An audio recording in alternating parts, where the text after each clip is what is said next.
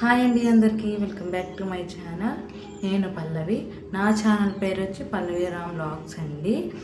ఈరోజు మనం ప్రెగ్నెన్సీలో అందరికీ వచ్చే డౌటు, నాకు పాప పుట్టిద్దా బాబు పుడతాడా అని. మన చుట్టుపక్కల ఉండేవాళ్ళు, ఎల్డర్స్, రిలేటివ్స్ అందరూ ప్రతిదీ కొన్ని మెథడ్స్ అయితే చెప్తారు. వాటిలో ఎంత నిజం ఉందో మనం చూద్దాం. అయితే నాకు పాప బాబు ఇద్దరు పుట్టారు. వాళ్ళ సిమ్టమ్స్ అవన్నీ మీతో షేర్ చేసుకోబోతున్నాను. ఫస్ట్ పాప పుట్టిందండి. నాకు ఫస్ట్ మంత్ అయితే నాకు తెలీదు. అయితే సెకండ్ మంత్ నుంచి వాంతులు, ఫిఫ్త్ మంత్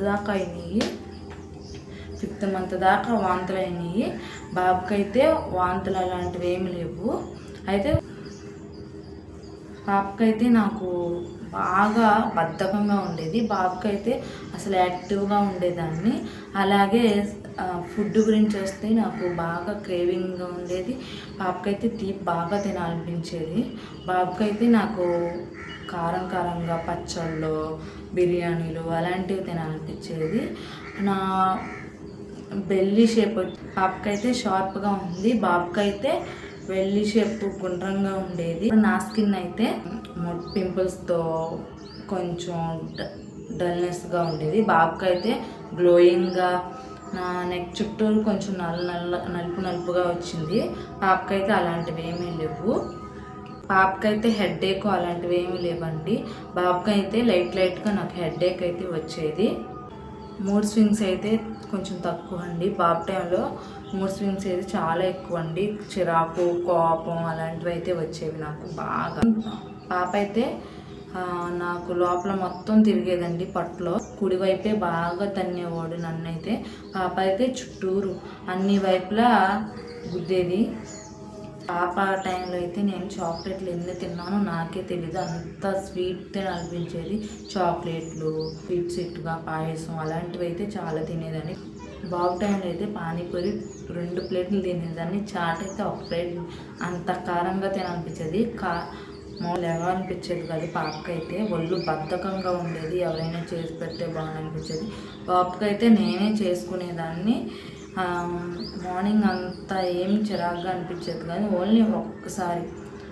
పాపకైతే నాకు పొట్ట టైట్ అవ్వడం అలాంటివి ఏమి లేదండి. బాబుకైతే నాకు పొట్ట టైట్ అవ్వడం, వాతం నొప్పులు అలాంటివి అయితే వచ్చినాయి. నాకైతే ఇద్దరికి అయితే నేను ఎక్కువ వాటర్ తీసుకునేదాన్ని, జ్యూసులు కూడా ఎక్కువ తాగేదాన్ని అండి. టయానికి ట్యాబ్లెట్లు కూడా వేసుకునేదాన్ని. ట్యాబ్లెట్లు అయితే అవాయిడ్ చేసేదాన్ని కాదు. కాళ్ళకి నీరు రావడం అలాంటివి ఏం జరగలేదండి.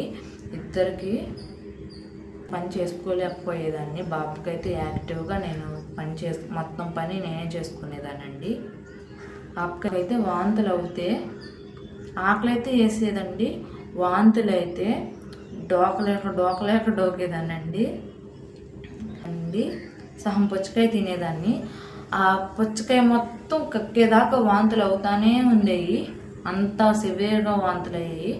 బాగా ఆకలి వేసేది. కానీ నేనైతే వాటర్ తాగితే వాంతులు అయిపోతాయేమో అంత భయం అయితే వేసేది. అంత సివియర్గా వాంతులు అయితే అయినాయి నాకు. మళ్ళీ జన్మలో ఈసారి ఎప్పుడు వామిటింగ్స్ అంటూ రాకూడదు అనిపించినాయి. వామిటింగ్స్ అయితే ఇద్దరికి నేనైతే వెయిట్ గెయిన్ అయ్యాను. 5 kgs 7 kgs అలా వెయిట్ అయితే పాప హార్ట్ బీట్ వచ్చి 150 ఎబో ఉండేది.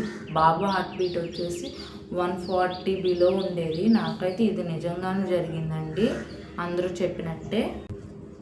పాప టైంలో అయితే నా నిప్పుల కలర్ మారిందండి కొంచెం. బాబు టైంలో అయితే నిప్పుల కలర్ బాగా డార్క్గా వచ్చింది. ఇది కూడా ఒక సిమ్టమ్ అండి. నేనైతే ఎక్కువ రైట్ సైడ్ పడుకునేదాన్ని బాబుకి. పాపకైతే లెఫ్ట్ సైడ్ పడుకునేదాన్ని. ప్రెగ్నెన్సీలో ప్రతి తల్లికి ఉండేదైతే నా పొట్టలో ఎవరున్నారని తెలుసుకోవాలని చాలా ఆతృతగా, ఇంట్రెస్టింగ్గా ఉంటుందండి. మనకి పాప అయినా బాబు అయినా ఎవరు పుట్టినా హెల్తీగా పుట్టాలని దేవుని కోరుకోవాలండి.